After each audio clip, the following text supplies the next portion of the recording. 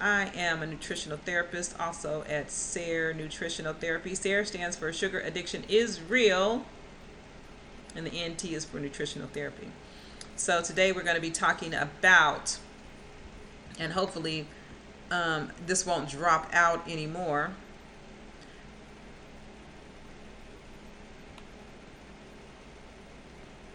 I don't know what the heck that's doing, but we're going to be talking about these foods. Again, I'm going to just repeat myself what I said. We can get back to the beginning. The American Diabetes Association has shared a list of superfoods that are believed to bolster your health if you have type 2 diabetes or are at risk of developing it. So, um, these foods are rich in vitamins, minerals, antioxidants, and fiber, and are good for overall health and may help prevent disease. So, we're going to talk about these foods today. And this list is coming from the American Diabetes Association, to which I am a member of that organization. Yes, yes, yes. So, we're going to start here with looking at these foods. And again, this may help slash your risk for developing type 2 diabetes. Now, of course, I'm going to say this. If you are eating a high sugar diet, well, this is not really going to help you slash. I mean, it's not. Look, you can't outrun a bad diet. You got to get your sugar under control, your sugar intake under control. You have to get your carbs, your carb intake under control. Because what we're talking about now is we're talking about your risk for developing type 2 diabetes. That's what we're talking about. We're not necessarily talking about just fat here or just weight gain here, but we're talking about your risk for type 2 diabetes. You do not have to be overweight to actually get this. It just happens more often to people who are overweight, who tend to have that visceral fat, that is the fat around the belly. So if you have belly fat, in particular where you just gain the weight in your belly area, that's going to put you at a higher risk for developing type 2 diabetes. And so we're going to talk about foods that may help slash that, because these foods, again, are rich in minerals, vitamins and minerals, proteins, and things like that. So the first food on the list we're going to go over is beans. Now, I don't know if you like beans, but I happen to love beans. So beans are full of fiber. Yes, yes, yes, they are, which is the reason why they probably cause a lot of people gas. But the good news about beans is that the more you eat, the more your body adjusts to them, and you start to have less and less gas over time. So, but beans are full of fiber. They're full of vitamins and minerals such as magnesium and potassium, and they're packed with protein and are low in saturated fat. So that makes them an excellent alternative to many types of meat and a healthy choice for those concerned about diabetes. So just make sure that you buy your beans. If you're buying your beans and you're buying them canned, just make sure that they don't come with a lot of added sodium. Okay, so you want to watch out for that. You don't want to add sodium to your diet, but you can, put on a good old pot of beans. And look, I'm gonna tell y'all right now, the way that the world is looking, we're going back to eating a lot of beans, because good, full of fiber, vitamins, minerals, magnesium, potassium. They don't have no fat in them, but they're very satiating. The way the world is looking right now, we're going back to beans. Y'all better learn how to cook them. Learn how to cook you a good old pot of beans. Put your little smoke in there. Right? Put your water on. Put your little smoke in there. After you soak your beans, you can soak them overnight if you want to. You don't have to. Just soak them 2 or 3 hours. Wash them. Get them all cleaned up. Put your little smoke in there. Some onion. Some garlic. Seasoning, salt, whatever other spices you have around that you want to throw in there. And you can, if you have meat, you can put it in there. Now, whatever smoke you use, the smoked meat of your choice, you can put it in there. If you don't have it, just use a little smoke flavor. And then put your beans on and let them cook. Right? You let them cook. Don't put too much water in. You want to put just enough water to go over the top of your beans and let them cook. Bring them up to a boil. Let that water bring it up to a boil. You turn it down. You just let them bad boys simmer. Just let them simmer till they're done, till they're nice and tender. Don't take that long. When they're tender, If you don't have a lot of juice, a lot of thick broth on them, get you some of them, mash them up, add it back to your broth. There you go. All right, so that's your cooking tip for today. I'm sorry I'm not in the kitchen to show you how to do it, but I just told you how to do it. So listen up and cook your beans. And I'm sure there's somebody on here, somebody on TikTok, if you that's got a cooking show, a cooking program, just ask them to show you how to cook a good old pot of beans. Because I do believe that we're coming back to that time right now that we will be needing to know how to cook a good old pot of beans. That's going to give you your protein. It's going to give you everything that you need. Hey, Trina Perkins, thank you for the likes. Thank you. All right. The next thing that we want to say about this is dark green leafy vegetables. You know what? I cannot see my comments over here. If you have any questions or comments, go ahead, just drop them in, write them out, and let me know. I will respond to those. Even though we are live and this is my podcast, I will respond to those as well. Just make sure that they're on the subject matter that we are talking about right now, which are these foods that will help to minimize your risk for type 2 diabetes. Next thing is dark green leafy vegetables. Dark green leafy vegetables are some of the best tasting foods for your health, or the best foods for your health. I love my greens, okay? Nutrition experts, that's what the nutrition experts say. Hey, I love my greens. So, kale. Now, a lot of people love kale. Kale is a new green for me. Of course, they've been around for ages and ages and ages, but it was a new green for me because you know what, my favorite collards. Of course, I love me some collards and mustards. I cook my collards with some mustard and some spinach, and then once I got used to kale, I put some kale in there too. So I cook them all together in a pot. Kind of do it the same way you do the beans. Get your water boiling. Put your smoked meat in there, whatever you want, and all your seasoning, your spices, your onion, your garlic. Gotta have the onion and the garlic. Can't cook without onion and garlic. Now, like onion or you don't like garlic, I don't know what to tell you. I mean, there's a bunch of other spices that you can add, but onion and garlic's it's clutch. That's staple. You gotta have that. Put your onion and your garlic in there, and your seasoning, your smoked meat. If you got some meat, if not, then just add your smoked sauce, your smoked flavoring. You put that in there. Bring that water up to a boil, then start stuffing them greens in there. Once that's boiled, I like to let my meat cook a little bit. If I put meat in there, I like to let it cook a little bit so it can be nice and tender. But then put that, and you can use seasoning salt. Let me throw that in there if you use salt, okay? Put that, and then once that's up to a boil, start stuffing your greens in there. Let that boil for a couple minutes. Turn that water down. Turn it down. Nice simmer. Put your top on there. Make sure you crack that top a little bit so steam can escape, and cook them bad boys down till they nice and tender. Now that's if you like them tender. I like mine tender because those collards, if you get some stems in them collards, them bad boys is rough and it ain't nothing pretty. So, but collards, spinach, kale, or arugula. Now arugula is just basically like your salad mix. You put that in like your salads. I don't really care for arugula, but hey, it's good for you. They pack a punch of vitamins and minerals such as vitamin A, C, E, and K, iron, calcium, and potassium. See, that's why we got to get to growing our own food, because these are the things that are good for you. So you want to add these things to your diet. Don't have to be vegan or vegetarian, but these are foods that you need to add to your diet, because they can help to slash your diabetes risk. All right. The next food on the list, citrus fruits. They're packed with vitamin C, and they have fiber in them, and folate and potassium. So you want to take a look at those. Some studies have shown that vitamin C may help decrease levels of your fasting blood sugar, your triglycerides, your cholesterol, and inflammation. So I think I was talking earlier. Somebody said they were experiencing some inflammation. So citrus fruit can help eliminate some of that inflammation. And they may even improve your insulin resistance.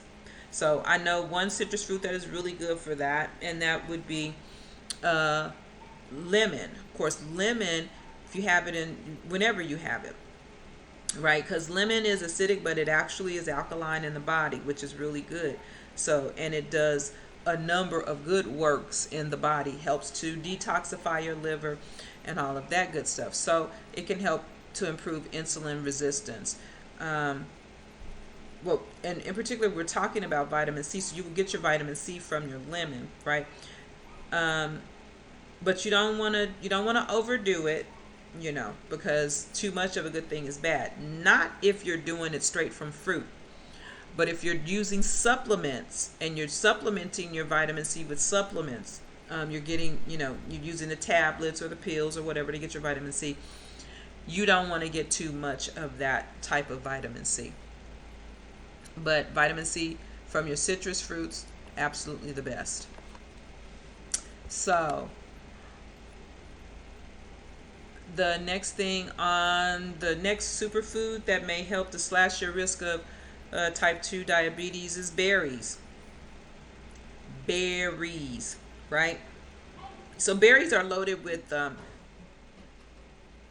antioxidants, right? So it's loaded with antioxidants, vitamins, potassium. Again, we need potassium. We absolutely have to have it. It works, helps keep the old tick going.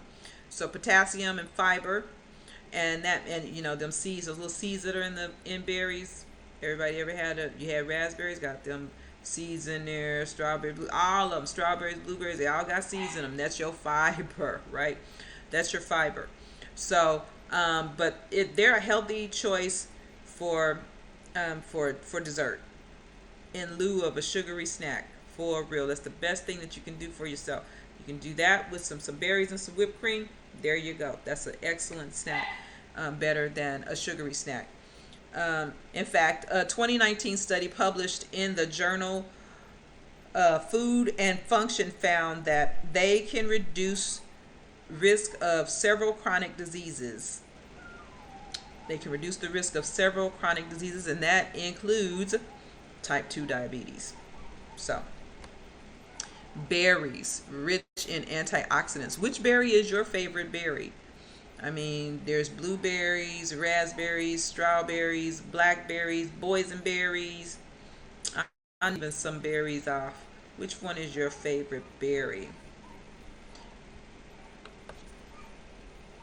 So, what's the next thing that will help with this?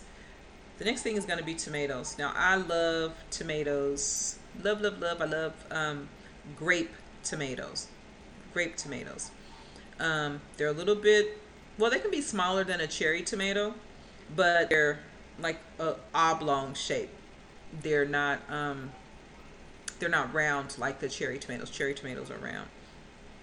But tomatoes. So the American Diabetes Association recommends tomatoes as part of a diabetes fighting diet because they're full of vitamin C, vitamin E, and potassium, and they're known to have a low glycemic index score. So if you go to, you'll see that I have discussed glycemic index before. We've talked about it a lot, the GI score. And so tomatoes are low on the glycemic index, meaning they release sugar into the bloodstream slowly. And if you know, tomatoes are a what? What are tomatoes? Tomatoes are they a fruit or a vegetable? Tomatoes are what? They're a fruit. Yes. And those little grape tomatoes, they're sweet. Not too sweet, but they sweet to me because like now that I'm sugar free, I can actually taste the sweetness in them. So they're sweet, just like cherry tomatoes are sweet, but they're absolutely delicious. But yeah, they're low on the glycemic index, but they still have a little bit of sweetness to them, and they release sugar into the bloodstream slowly, and that helps you to avoid blood sugar spikes, which is what we don't really want to ever have, and which is what sugar absolutely gives you, is a blood sugar spike, sends your blood sugar up. and once it wears off, you crash. So let me go back here. So yeah, so that is, did we make it through the list? No. So tomatoes. The next thing is, now I love fish, and that's what's next on the list, fatty fish. So the American Diabetes Association suggests that eating fish that are rich in omega-3 fatty acids, such as salmon, which I'm not a huge fan of salmon. I know a lot of people love salmon, but that's good because it is good for you. Albacore tuna, mackerel, herring, or trout. Those would tend to be some of my more favorite fish, tuna and mackerel. I like those, and I love codfish. Cod is not a particularly fatty fish, but like these are. But this is where you want to get your omega-3 fatty acids from these fish.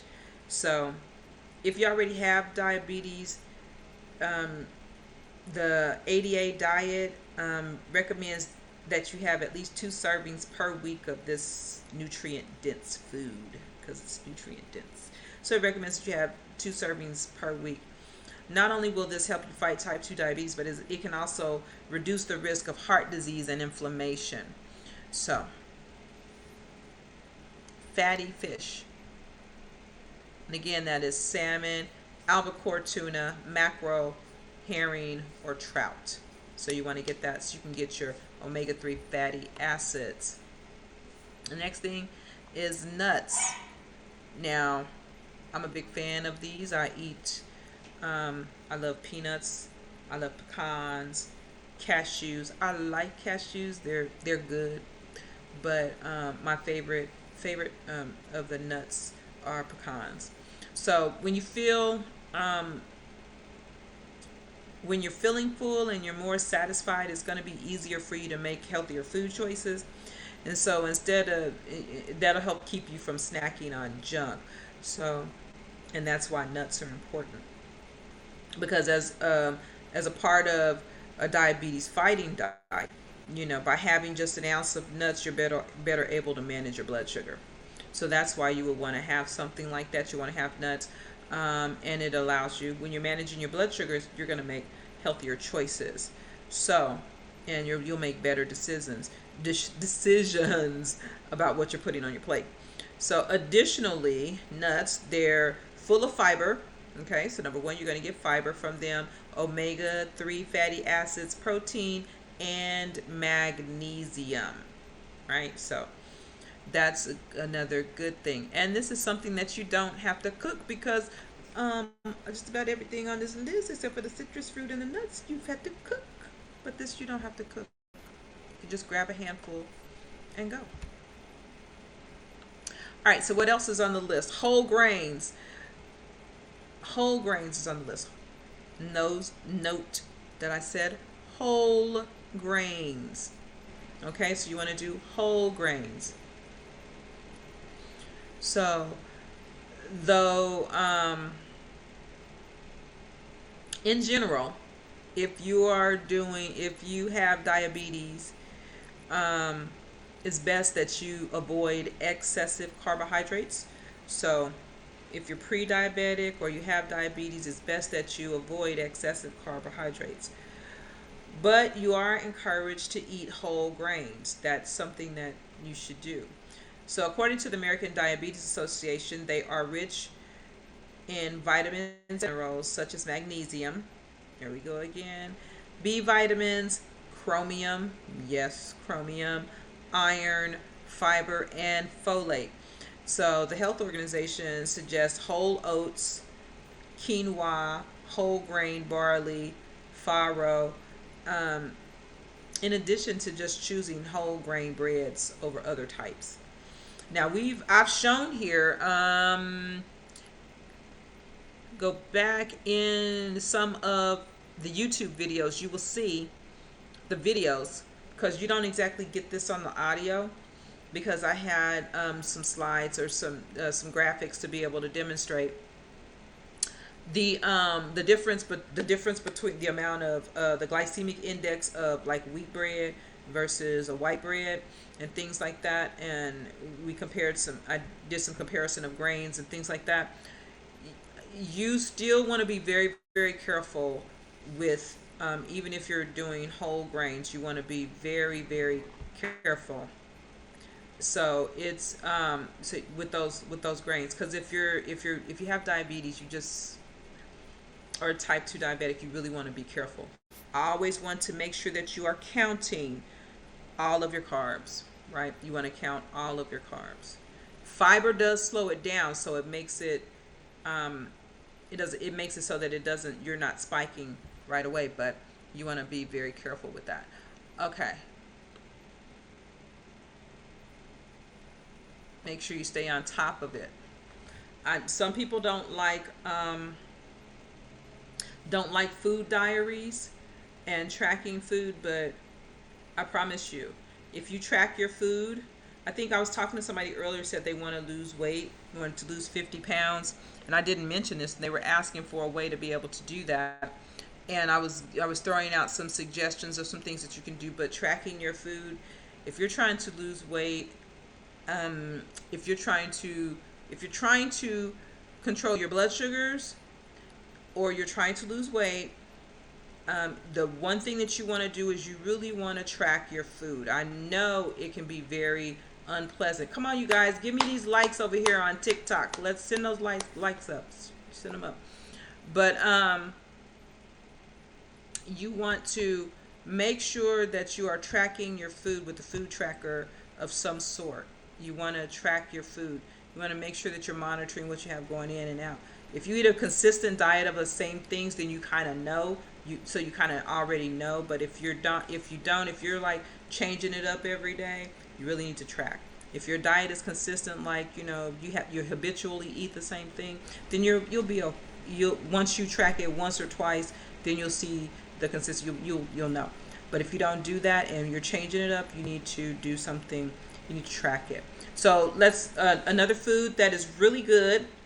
Back to the subject matter. Another food that's really good to help you with slashing your diabetes risk is going to be milk and yogurt. And I'm going to add in there the champagne of yogurts, which is kefir or kefir, however you want to pronounce it.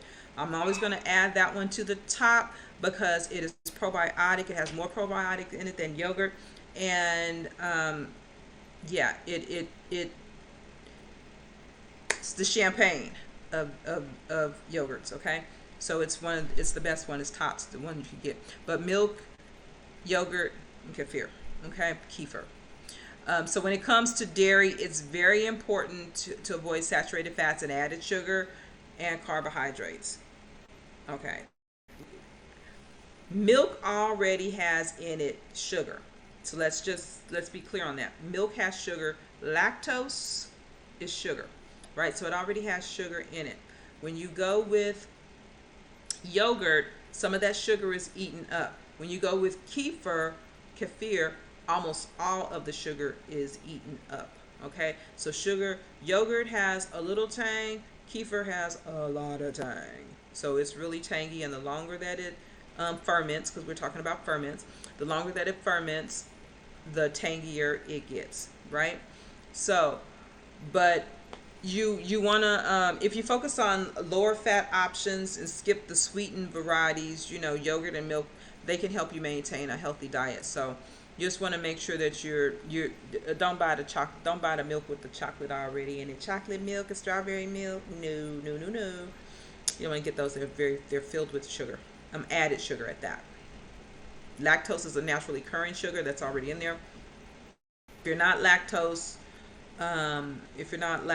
intolerant, and you can stand to drink milk, so this might be an option for you. Now, please, please, please, nobody come from me talking about anybody's special type of diet that says, hey, milk is this and milk is that and milk is all this kind of stuff. I'm just delivering the message because people got to eat something, okay? All right, people got to eat something. If you're vegan, those are other options, and I do think that there might be some fermented options if you're vegan, but I don't really know what those are, so I can't speak to those. But you always want to make sure that it doesn't have any added sugar. Okay.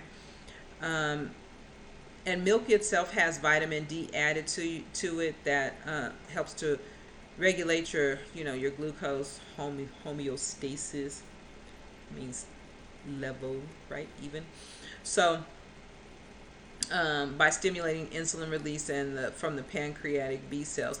So we know that vitamin D is a hormone, so that is part of the function that it does.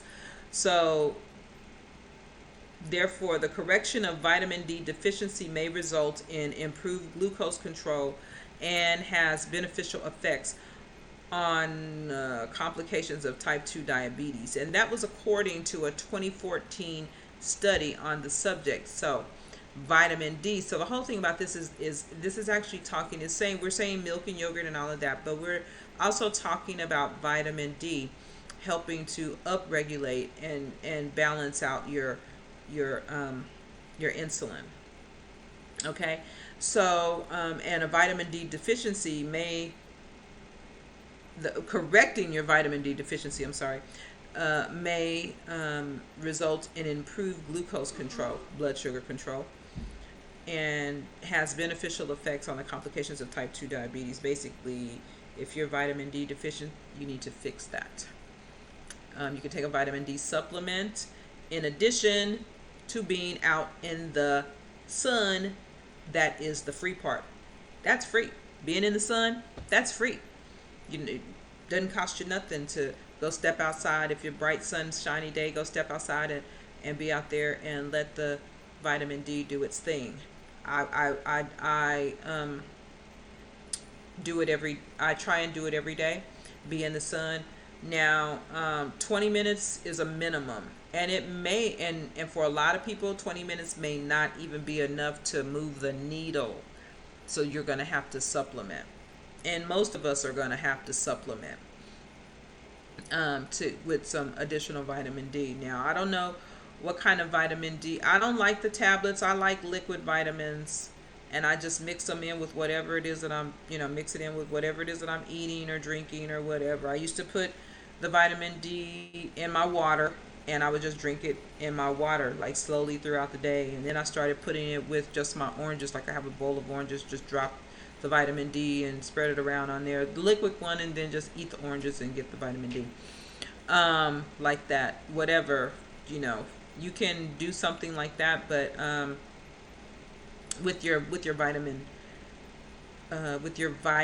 D. That's a liquid supplement that I happen to take, but it's not something that you would that you don't have to do the liquids. You can do tablets if you want to or whatever, but you need the vitamin D. Well, I hope that was helpful. I hope that was helpful to you all. I want to encourage you to drink your water. Make sure that you are getting your 4 bottles in per day, because it's a 16-ounce bottle. So that's 2 8 ounces in this one bottle, and you will end up getting your 8 ounce glasses of water that you need per day. Minimum 8 ounce glasses of water per day, 64 ounces. So you drink 4 bottles and you are good. All right, so I hope this was helpful to someone out there. Very glad to be back with you all. Want to invite you to follow me on all of my social medias. Follow me. Please follow me on all of my social medias. I am on YouTube at SAIRNT. This streams live there. On Twitch at SAIRNT. On Facebook at SAIRNT. Twitter at Some Sweet Foods. TikTok at SAIRNT. You can also, and that's Sarent. Of course, we know that that's Sarent. If you've been with me before, you know that is Sarent. Also, you can get you can listen to the rebroadcast of this on wherever you listen to your podcast at. I happen to be posting to Anchor, and Anchor shoots it out to everywhere. So you can go Anchor and you can catch a rebroadcast of this. But other than that, you can go to any of wherever you like to listen to your podcast at. All right. So I am so glad to be back with you all, and thank you so much. And until next time, you guys, let me say that's it. Peace and blessings.